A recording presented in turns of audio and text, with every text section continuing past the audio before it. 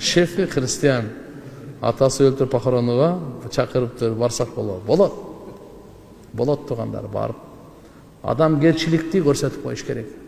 Мусулман адам боорукер адам экенин көрсөтүп, тан бердиртип коюңуз да. Жөн эле бул ташбоор, мындай райымсыз, андай эмес биздин динибиз. Пайгамбар саллаллаху алейхи ва саллям бир жолу жаназа өтүп баратканда ордунан турду да. Сахабалар айтты: "Я Расулаллах, бул жөөттүн жаназасы" деди. Капырдын жаназасы деди. Пайгамбарыбыз не деп жооп берди айтайынбы? Адам эмес бекенби деди. Не деди?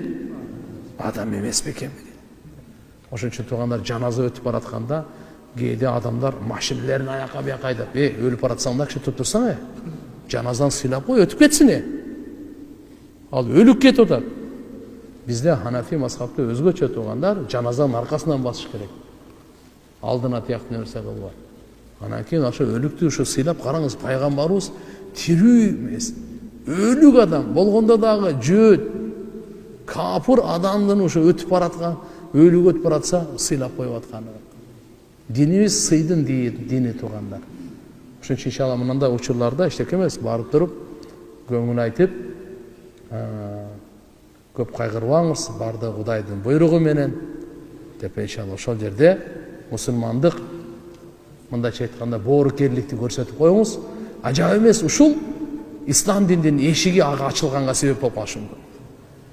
Сиздин кылган кызматыңыз, сиздин көрсөткөн боорукерлигиңиз исламдын эшигин ачканга себепчи болот турган. Сиздин жакшы мүнөзүңүз ошо капырларга исламдын эшигин ачканга себеп болот. Себеп дегенде мына 5 фарыз бар го. Ла иляха иллаллах Мухаммад Расулуллах жүрөктө. Намаз мечиттин ичинде, орозо иште. Зекет только мусулмандарга, ажыга мусулман эмес кирсе болбойт. Мусулман эмес, биздин эмнебизди көрөт анда? Эчтесебизди көрө албайт экен да.